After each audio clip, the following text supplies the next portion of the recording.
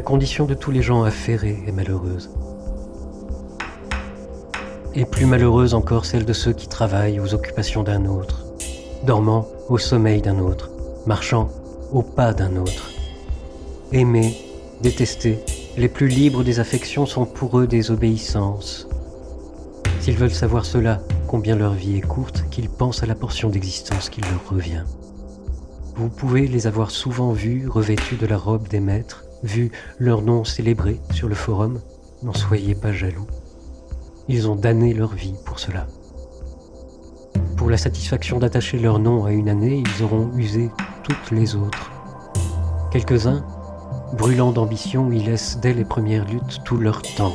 D'autres, qui sont parvenus à force d'indignité aux plus grands honneurs, sont saisis de la misérable pensée qu'ils n'ont travaillé que pour un titre sur une tombe.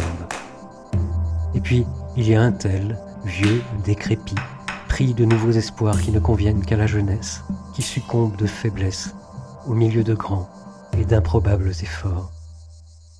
Honteux ce vieillard qui, dans d'obscurs plaidoyers, lâche son dernier souffle devant un auditoire ignorant dont il mendiait l'admiration.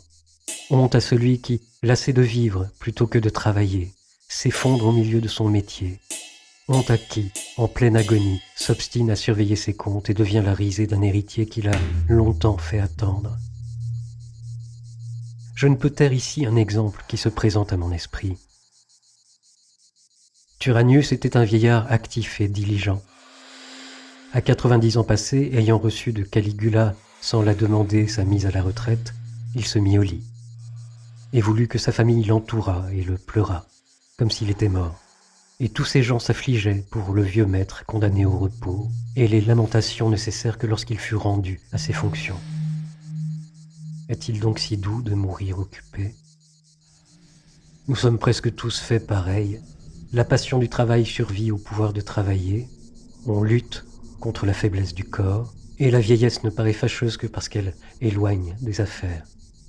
La loi dispense à 50 ans de porter les armes, à 60 ans de siéger au Sénat.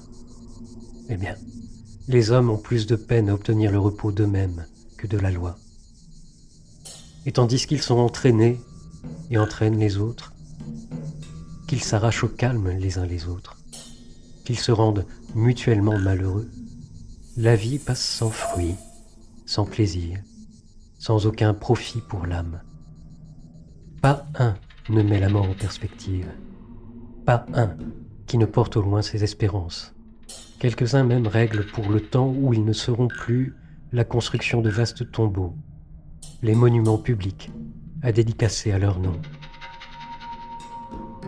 Tout l'attirail d'orgueil, enfin, de magnifiques obsèques, lorsque leurs funérailles devraient se tenir comme s'ils avaient très peu vécu, et se faire la maigre lueur des torches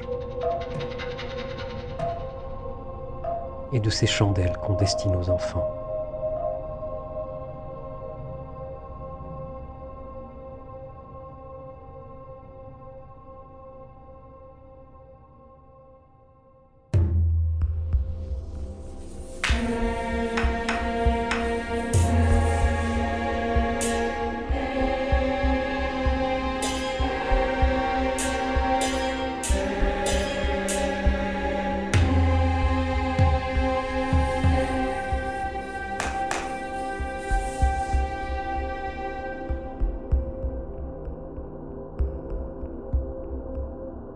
Sénèque, de la brièveté de la vie.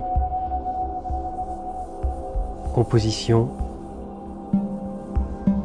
adaptation, traduction. Récitant, François Lauzet.